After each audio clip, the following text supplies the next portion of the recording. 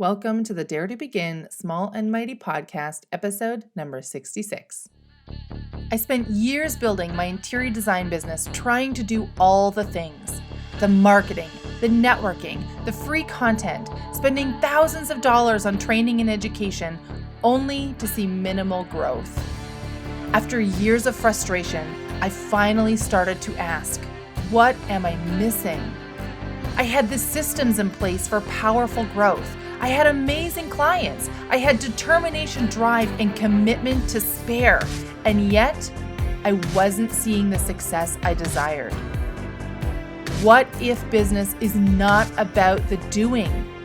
What if building a powerful business requires both powerful systems and something else, something deeper? I'm Amy Van Meel, and I'm on a journey to discover that something else. If you are ready to build a powerful business and do it knowing that your success is inevitable, join me as I share both the powerful systems I know work and my lessons and revelations as I discover that something deeper. Welcome, Changemaker, to the Dare to Begin Small and Mighty podcast. Well, hey there, Changemakers. Amy here. Thank you for joining me on the podcast today. It is a Monday where I am at today. It's a bit gloomy, and in all honesty, I'm exhausted to the core today. I had a very full weekend, and I'm staring in the face at a full week ahead. So I'm a little bit tired, but I'm happy to be here with you guys. I was trying to think about what to talk about with you guys this week on the podcast. I hope that you enjoyed last week's podcast where I did a replay of one of the episodes that has been the most downloaded. It's not the most downloaded, but one of the top episodes. And I chose that one specifically because I feel like right now we're all sort of reevaluating and we're looking at different things. I know I've spoken to many people who are in the process of or working on getting their own business launched, or they've had this business idea forever and they're finally starting to take action on it. So I hope you enjoyed last week's episode. I did a presentation last week for my team with my job, and I've mentioned before that I have a job as well, which is the barrel that I'm staring down at this week. But I did a presentation last week because I wanted to share with my team the difference between personal growth and personal development. And in the case of the presentation I gave for my team, I spoke about the differences therein and then gave them 3 pillars of personal growth. Now, I talk about this a lot on the podcast, so I'm actually going to take the other side for today's episode. I talk about personal growth a lot, so we talked about responsibility and checking your stories and, that we're the thinker of our thoughts and all those things. We talk about that here all the time. But today I want to take a moment and talk about personal development. So the difference really between the two is personal growth is having a look at who we are, looking in the mirror, taking an honest look at who we are, who are we becoming, what are we doing to become this person. Whereas personal development is more related to learning, increasing skills or learning new skills, increasing our knowledge, things like that, where they're more readily accepted and people don't roll their eyes. If you're like, oh, I'm just going to do some development work today, and people are like, oh, what does that mean? Oh, I'm taking a course, or oh, I'm reading this book, or whatever. If you say to someone like, oh, I'm having a personal growth day today, and you're like, oh, I'm going to do some meditation and I'm going to do some personal reflection, that you have the chance, not all the time, but you do have the chance that people are going to kind of roll their eyes and be like, oh, it's one of those people. So today I want to talk about personal development. Now, when it comes to personal development, what I want to really focus on is really, what are you taking in right now? There's a lot happening in the world right now, and we could easily, and the truth is, now is not any different than any normal period of time in the world. You have a choice every single moment in time to take in information that is negative, that is dark, that is depressing, that can very quickly change your focus from the good in the world to the world's just going to hell in a handbasket. But I feel like a little bit of it right now is on steroids. that it's a global thing that we're facing. We're seeing changes in results and things across every country in the world. And so it's just exacerbated the, I'm going to air quote, drama that our news outlets seem to be very good at creating.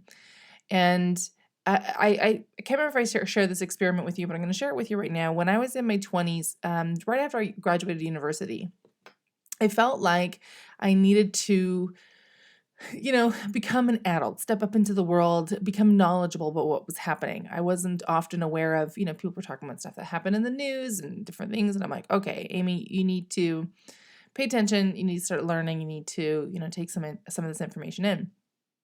So I'm located in Canada, and in Canada we have the National, which is our national news outlet, and through CBC, and it comes on every night at 10 o'clock. And so I would watch the National because that's what my parents watched, and that was the main news outlet, and it's the one that seemed to be the most reputable, and, away we went. After 3 months, I was so freaking depressed. I couldn't figure out what was wrong, but I just had this like, what's the point? Nothing we do is making any difference. There's a good chance that I'm going to be murdered or raped or, come down with some deadly disease, or the world's going to blow up, or we're going to run out of resources, or some politician's going to do something stupid or whatever. Like, it just became very fatalistic. What's the point of being here? What's the point of going to work? I didn't have a job that I was really loving. It didn't feel like I was making a difference. And I was just like, fuck, all I'm doing every day is getting up, going to a job that I'm, kind of doing whatever, only to barely make rent and not really make any financial headway, and then come home to what? And and about 3 months in, I realized, like, this is where my train of thought was, and I'm like, geez, like, what is going on? I'm not always this, uppity person, but I'm not usually someone who just feels like there's no friggin' point to being alive. And I realized that the change came the moment that I started taking in daily the news outlet every day. And right at the end of the day, what a horrible time of day to pay attention to the news right before we go to bed. It is a terrible, terrible, terrible time of the day because we are embedding all of these atrocious images, these horrible messages into our mind. And we go to bed shortly after, which means they get embedded into our subconscious because it's not getting filtered out. We're not getting any time to be able to filter past that. And so no wonder after 3 months of just barraging myself with a daily dose of this horrible stuff that was happening, that I had turned into someone who was very depressed and just could not see the light of day anymore. And as soon as I realized that was what was going on, I stopped cold turkey. And I decided then and there, I don't give a flying fuck what happens in the world. And today I'm a little bit spicy in my language, y'all, so we're going to roll with it. That's what happens when I get tired. I get really salty. But I don't really give a shit what's happening in the world. It doesn't mean that I'm apathetic to other people. It doesn't mean that I don't want to know. Doesn't mean that, I don't feel for people who are going through struggles, but I cannot take this in because it is destroying my reality, and I am unwilling to give that up. And so I stopped. I stopped cold turkey. And I don't watch the news at all anymore. If I am visiting somewhere, and I know some of my guy's parents, in particular, his dad likes to watch the news, and I leave the room because I don't want to take it in. I don't want to know what's happening. I'm more than willing to have a conversation around a table or, with friends or with my guy or what have you. I'm totally fine to have a conversation like that about what's happening in the world. On occasion, I'll read an article, but in general, I actually get a lot of, and this sounds kind of funny, but I get a lot of my news just filtered in from the people around me. And that's not to say that, I rely on other people to tell me what's happening in the world. But when things happen in the world, you're going to find out. It's not like, maybe you don't learn right away, and that's okay. When, forgive me, I can't remember the flight that was shot down, but it was shot down a couple of years ago, and it had a number of Dutch people on board, and I may even have been a Dutch flight. I can't remember for sure, but I didn't have, excuse me, I didn't have any idea what was going on. And it was several days later, and my sister-in-law is a travel agent, and she, reached out to me. Is like, "Why? Like, how are you doing with all this?" I said, "How am I doing with what? Like, I don't know what's going on." And that's when I started to finally hear about it. And so I asked my guy about it, and he was like, "Yeah, this happened," and blah, blah, and sort of gave me some of the story behind it. And I'm like, "Oh, okay." And like news comes to me, even though I'm not going out seeking it, but it comes to me. So right now, I went on a little bit of a, a divergent path about the news. The reason that I feel very passionately about the fact that, first of all, I actually think that as humanity, we need to hold our news outlets to a much higher standard. I think we need to stop feeding into the drama because that is what, that's what sells. And so that, of course, is what news outlets give because they will, it's almost comical if you can actually just take a moment and step back and pay attention, just like pick one, one article or one story, whatever feature they're talking about on the news, and step back and observe it without, taking any emotional anchoring into it, without, taking it personally or anything like that. Just observe how they tell a story.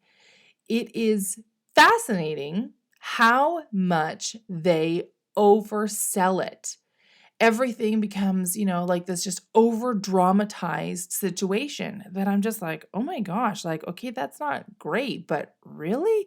If you listen to the news and the way they tell you stories, nobody would ever leave their house and would probably never get out of bed because what's the friggin' point? What's the point? Everything's going to shit outside our door and in some cases inside our homes, right? Like it's just that's how they tell stories because that's what we are taking in. It's easy to point the finger at the news outlets and say, well, you guys need to give us more. But what they're giving us is exactly what we're tuning into. So, the conversation I had with my team last week, one of the core pillars is taking 100% responsibility. This is our responsibility, guys. We need to take responsibility for what we are calling out of our news outlets. Now, I'm going to set the news aside for a moment because that wasn't what I intended to talk about today. But what I did want to talk about today is, what are we spending our time taking in? So with the focus on personal development and the idea that, personal development is about learning new skills and gaining more knowledge, things like that. What are you taking in? So obviously we talked about the amount of time that we're spending taking the news in. And when I say taking it in, it could be through like the TV shows, like if you're watching the news on TV, it could be through articles, it could be through social media. We take news and all of that drama in a variety of different ways. But pay attention to, like, even just take an average day and look at what are you taking in an average day? What kind of shows are you watching? Are you reading any books? And if you are reading books, what kind of books are you reading? If you're listening to the radio, what kind of radio shows do you listen to or podcasts? What's the information that you're taking in? And how is that information affecting you? And, it's easy for us to be flippant about it and say, well, I have a pretty good filter. So it's not so much about, the information that I'm taking in. I can filter out the stuff and I keep a pretty level keel.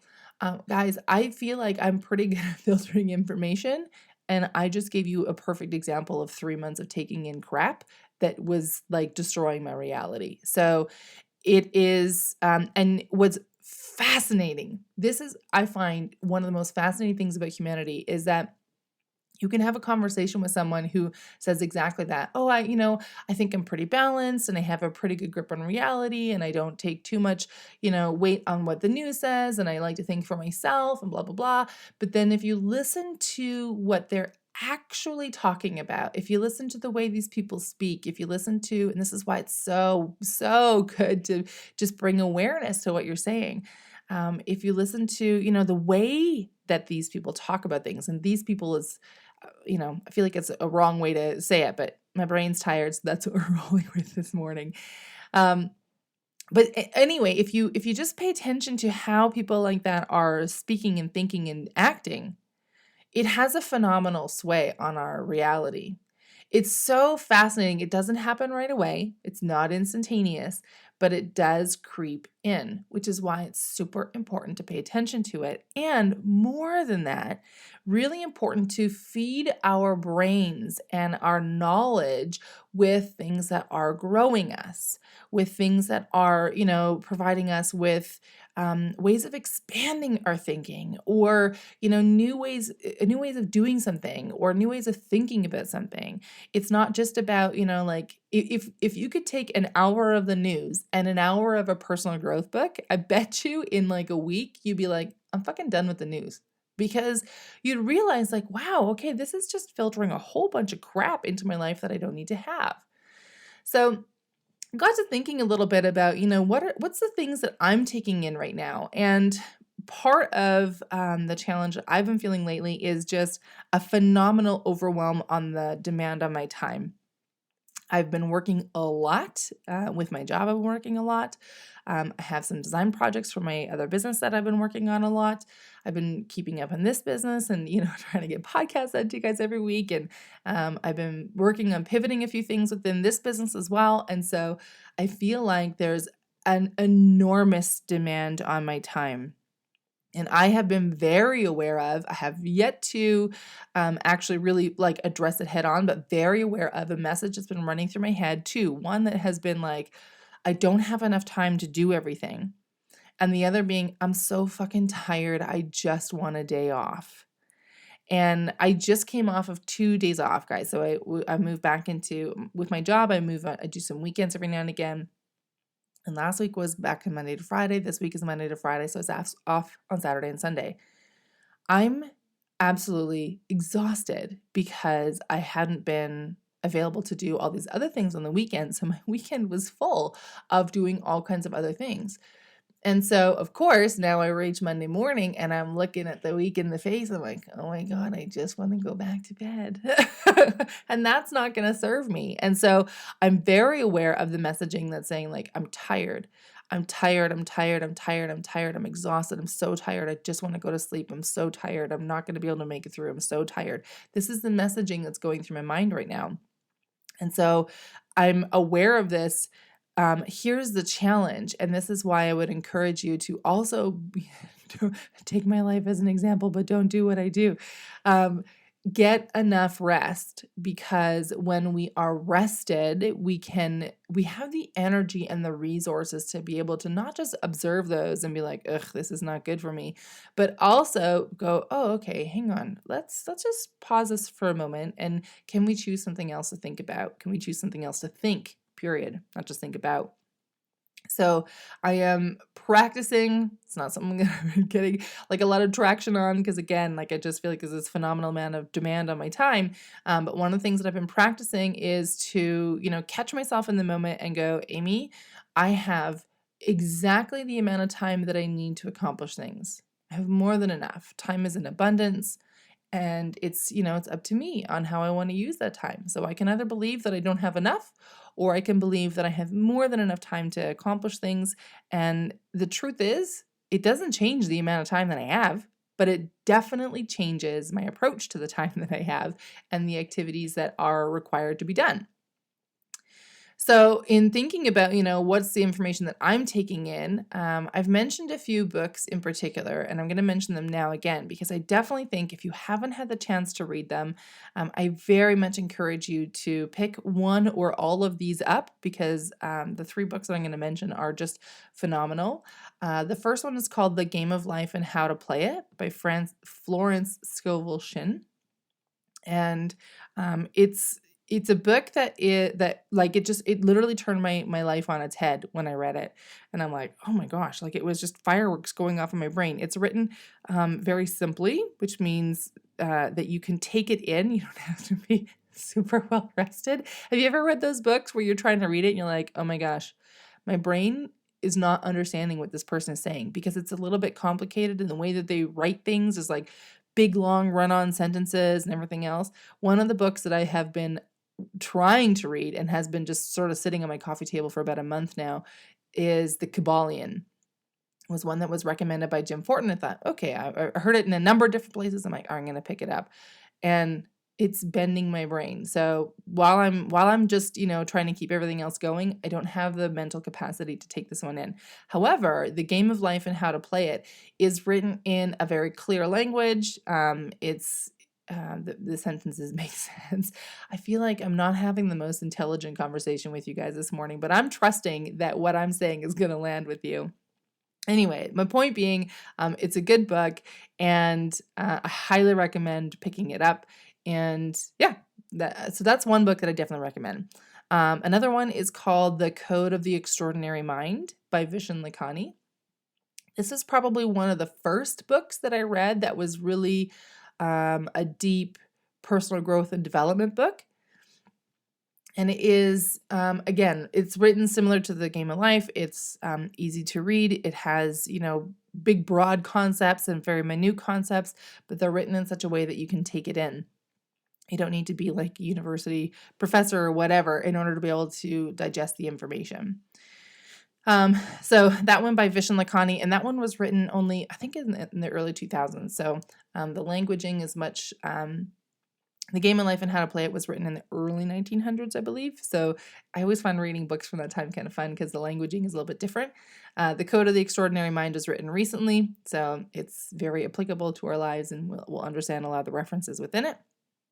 Another book that I'm actually rereading right now and getting a phenomenal amount of value from is The Power of Your Subconscious Mind by Joseph Murphy. And it is phenomenal. It's all about, our subconscious and just how powerful it. I mean, the title is very indicative of what's in the book, but very much about the power of our subconscious mind, and also teaching us how to use it. And it's the first time that if you haven't read any of these books, if you're not super familiar with like how powerful our minds really are, it might feel very scary and a bit daunting. And I'm not saying that to be like, don't read those books. I highly encourage you to read the books. But I do know that the first time that I read it, it for a moment, it's a little bit freaky because you feel like, oh my gosh, everything that I'm thinking is creating this horrible reality. And like, next thing I know, our house is going to get bombed or something, right? Like you're just, it's a little bit, it's a lot sobering. It's not just a little bit sobering. It's a lot sobering. It's a very good book, and it has some really great practical tools. I want to highlight this big time.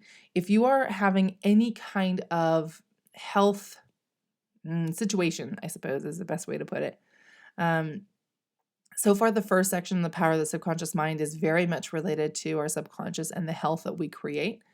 There is a bonus book at the back that is all about money. So if you're wanting to improve your money situation, I definitely recommend it. But it's a phenomenal book. I definitely recommend picking it up. It's an easy read, but it has amazing information. So those are 3 books. I would call those 3 probably keystones to development and growth and really, expanding your life. But it's, more than just the books that we read, because we don't always have time, and not everybody is a reader, and I totally get that. I know lots of people who like to take in books by audiobook, so if that's something that's available to you, I encourage you to try that as well. But I also have been paying attention to, the TV that we watch. So we don't have cable, but we have Netflix, and where I'm located, we had like an app that sort of had cable, but it kind of is and kind of isn't. I don't know how to explain it properly. It has some live streaming that we never really watch, and but some other shows that we were enjoying. And when the situation arose, when March broke out and everything changed and everything around was just negative and high drama and everything else, I looked around and I realized, I'm like, geez, there's so much negativity, and I need to balance this with some positivity. And it doesn't have to be like fluffy, whatever, but just something that isn't everything is going to hell. And I realized that a lot of the shows on Netflix were really dark. And it was becoming increasingly difficult to find a show that was just entertaining. Like I don't need all the drama. I don't want to see, all the murders and the rapes and the crimes and the everything else. Like I'm not interested. And I was watching a show called The Rookie with Nathan Fillion. I love Nathan Fillion. I think he's a phenomenal actor. And the first season, I loved it. By the second season, the end of the second season, I was having really strong nightmares and I was feeling stressed out a lot. I was super like nervous if my guy was away in the evening. And I'm just like, what the heck is going on? And again, I had been watching the show, and it happened slowly. This is what I keep saying. The show had taken a turn into the drama because that is what sells. And again, I'm putting this on us. We are the ones who are saying, like, hey, we want to see more of this. Please give me more drama. And I'm not interested in it. And so I stopped watching it. And I miss it a little bit because I really enjoyed Nathan Fillion and I really enjoyed the humor of the show. But I was just like, I can't bring myself to keep watching it because it's just so dark. And I'm just not interested in having all of that drama. And so, running out of options of like, what can we watch that's encouraging or even just entertaining? I made the choice for us to try out Disney Plus because I thought, well, I feel like there's a lot of animated movies that we love. We love things like The Incredibles and a bunch of other ones that have blanked out of my mind right now. We loved Frozen, things like that we could watch some fun movies and we love the Avengers series. I know that the last couple got a little bit dark, so we're actually watching through the entire series in chronological order, not in the order that they got released, but in order of like the time that they're happening, which has been kind of interesting. So it feels a little bit like we're all over the place, but it's starting to make sense as we're starting to see certain things revealed. Like, oh, okay, now I understand, right? Because when they were just coming out, if they were sort of a year or two apart, we're trying to bounce all over the place. But we started watching Disney Plus, and one of the beautiful things about Disney Plus that I did not realize is that they have a lot of documentaries. So we've been watching one that I am loving called One Strange Rock. It's hosted by Will Smith. It's all about our planet. It's fascinating. They unpack a whole bunch of things. It's Will Smith and I think it's like 8 astronauts. So they talk about everything from like being on the planet, and they definitely speak with different experts around the planet, but they are bringing context in from astronauts and the idea of like what we can see from space and how that teaches us about our planet and everything else. I am loving the series. It's so good. It is, it's light, but it's interesting. It has some really great information, so we're learning all the time, but it doesn't make your brain feel like, oh my God, I can't take any more of this in. It's it has the reality of like, okay, well, this is what's actually happening in the world, but it doesn't make you feel like you want to jump off a bridge at the end of the day. It's a beautiful balance of just, bringing all the information out, doing it in a way that's interesting, that's upbeat, that's encouraging. And yeah, it's just really fascinating. It's really quite a fascinating look at our planet and how life developed and is developing and what that looks like for us going forward. So those are just a few of I couldn't come up with any more this morning, y'all. I know that I do read and listen to more than that, but that's all my Monday morning brain had for me today. But those are 4 really good, as I bang on my desk with my ring, those are 4 really good resources that I definitely would recommend you reach out to. Read those 3 books. They're phenomenal. They will change your life. However, even if your life is amazing right now, I think we can always, always, always have more, better, happier, more joyful lives. So I would encourage you to give those a read. And if you have Disney, check out that One Strange Rock because it's quite good. I watched also one. I can't remember what the name is. One about like dolphins and one about elephants, which is just. It's always fascinating to see what's in the sea. Fun fact. Here's a little something that I learned. Did you know that most of the sand in the world is basically fish poop? I did not know this. They're called parrotfish that live on the reefs and they eat the reef. And I'm super dumbing this down because I don't remember exactly, there's a whole reason behind it. But anyway, they basically eat the coral reefs and they excrete poop. They excrete sand. We all excrete poop. They excrete sand. So fish poop is sand. And so I'm like, so one parrotfish in a year, I believe the volume is that one parrotfish in a year excretes 1 ton of sand. So think about that the next time that you're playing in the sand or you're wiggling your toes in the beach. You are wiggling your toes in fish poop. So anyway, I wish you a phenomenal week ahead, and I encourage you to get out there, do some learning, see what else is possible out there, and yeah, just have a fantastic week ahead. I so look forward to catching up with you on next week's podcast. Bye for now.